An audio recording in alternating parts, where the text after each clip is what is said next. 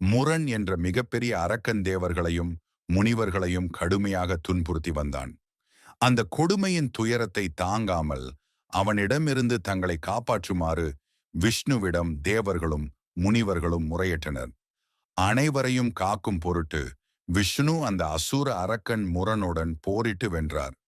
அதன் பின்னார் ஒரு குகையில் சென்று ஓய்வெடுக்க பெருமாள் சென்றார்.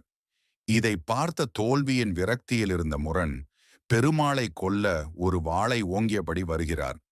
அப்போது விஷ்ணுவின் உடலில் இருந்து வெளிப்பட்ட சக்தி பெண் வடிவமாக மாறி முரனுடன் போரிட்டு வென்றாள். திருமாலின் சக்தியால் உருவான அந்த பெண்ணுக்கு ஏகாதசி என பெயர் சூட்டப்பட்டது. அதோடு அன்றைய நாள் ஏகாதேசியாக இருந்ததால் அந்த பெண்ணுக்கு இவ்வாறு பெயர் சூட்டப்பட்டது. இந்த நாளில் தன்னை வழிபடுவோருக்கு வைகுண்டத்தில் பதவி அளிப்பதாக பெருமாள் வரமளித்தார்.